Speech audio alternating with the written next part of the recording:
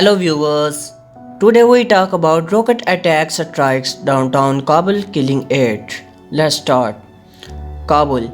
A barrage of rockets struck a handful of neighborhoods in the heart of the Afghan capital Saturday morning, killing 8 people and wounding 31. The rockets slammed into small business, a school, residential buildings and one embassy, sending plumes of smoke and dust into the air. The rockets attack, the largest for Kabul in years, comes as security is deteriorating in the Afghan capital despite a peace deal signed between the United States and the Taliban and ongoing peace talks between Taliban and the Afghan government in Doha. Secretary of State Mike Pompeo was in the Qatari capital on Saturday meeting with both negotiating teams. The Taliban issued a statement denying any involvement. The group in a tweet said it does not allow indiscriminate strike in populated areas. Later, an Afghan faction linked to the Islamic State issued a statement claiming responsible for the attack according to site intelligence group, which monitors extremist activity online. Past rocket attacks in Kabul have targeted the presidential palace compound and other government buildings.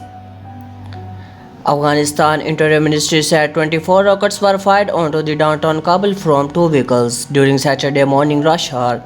Most of the rockets hit residential area in the capital, the ministry said, and all the casualties were civilian. One rocket hit the Iranian embassy, causing damage, but no casualties according to a tweet from the embassy.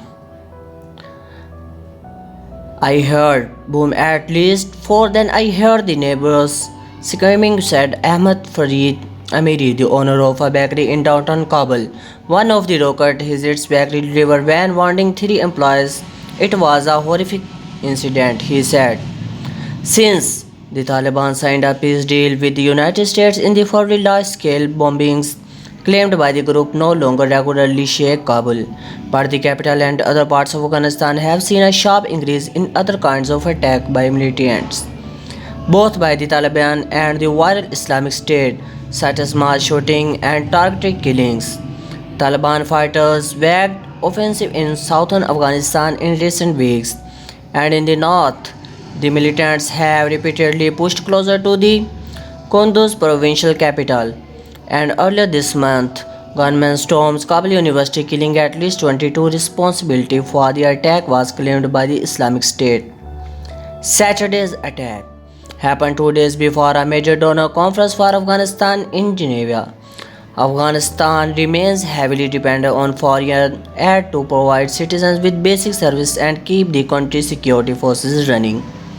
Donors are expected to pledge less aid this year amid uncertainly surrounding peace talks. Since the Doha talks launched in September, the two sides have struggled to reach an agreement on the ground rules that would allow them to move on and discuss substantive issue. The aim of the talk is to agree to a power-sharing government, but it's unclear what form the government would take. The weathers gain made in the areas of civil liberties and human rights over the past 19 years will be protected. Even as bases close and troops leave, the US tries to keep militants at by Australian Special Forces executed 39 prisoners and civilians in Afghanistan. Report finds with Biden headed to White House, Afghan government hopes and thoughts stand on Taliban.